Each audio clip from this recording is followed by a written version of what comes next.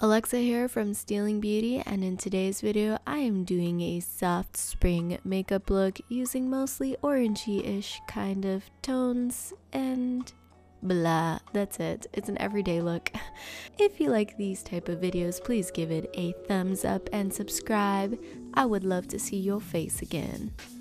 Alright, so I'm using this pore vanishing stick from the SD Edit collection, and I'm just using that on the places where I find my pores to be large and annoying, so don't mind that. And keeping with the stick theme of the evening or morning or whenever you're watching this, I'm using the Makeup Forever stick foundation, which I really love, especially when I need it for a long day. So I'm just dotting that all over and blending it out with my fingers, and then I'll be tapping it around with my beauty blender. I've had the chance to delve into more Revlon products, and I really like the Photo Ready Eye Primer and Brightener and the Color Stay Concealer, either together or individually, just to highlight everything. So that's what I'm doing here. The eye brightener in particular is really cool just because it kind of comes in one of those clicky pens, and who doesn't like that? Okay, well, obviously it's better than just a clicky pen, but anyways, you get the picture. Following that, I'm going to set my under eyes with my beauty blender and the e.l.f. high definition powder, just because that's what I find to help with creasing. It has changed my life to just set my concealer this way, so that's what I'm gonna do. To set the rest of my face, I'm using the Dermablend Loose Setting Powder. This powder does not perform well under the eyes, but it does perform well for everywhere else on the face, just using a regular face powder brush, basically. Next, I'm just going to use the Revlon Brow Crayon just to help fill in my brows because I'm lazy and it's easy to use the crayon. I just kind of put it on an angle and work the product through my brows. Then I like to comb everything through with a spoolie. And I'm just gonna fill the underline area of the brow where I get a little bit of sparseness. And then I'm pretty much done.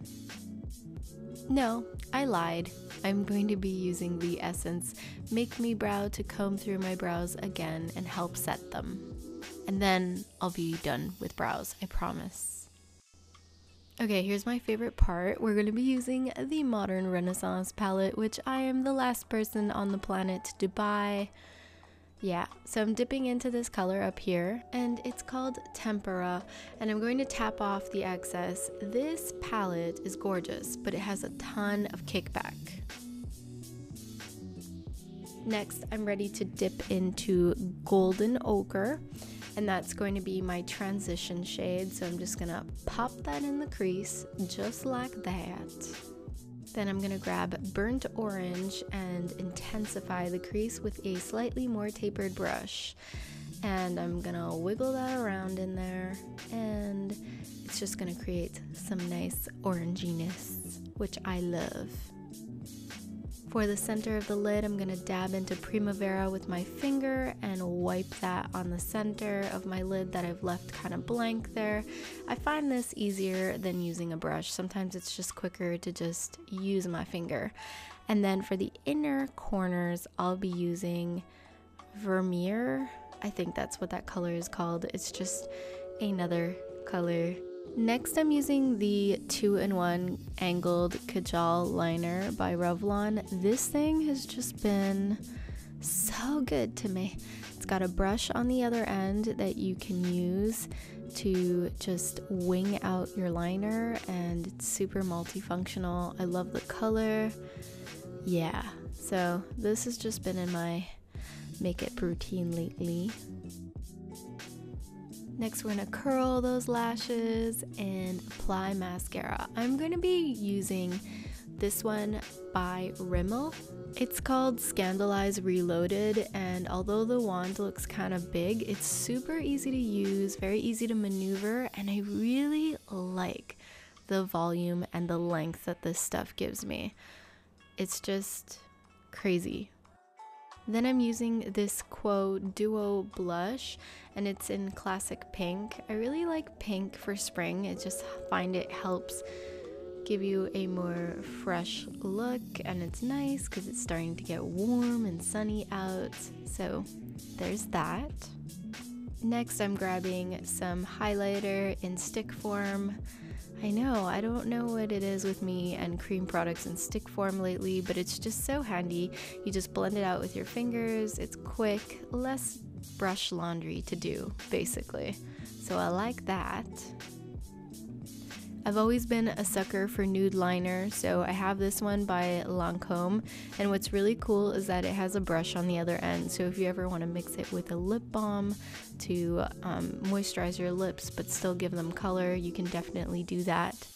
And finally, for lips, I'm finishing using the Lise Watier Baiser Velours in Nude Kiss, and I love this color because it's an orangey nude that goes really well with the eyeshadows from the Modern Renaissance palette. Let me know in the comments down below if you've tried any of these products, and if you would like to follow me on social media, you can find me at Stealing Bee on Facebook, Twitter, Instagram, and le Snapchat.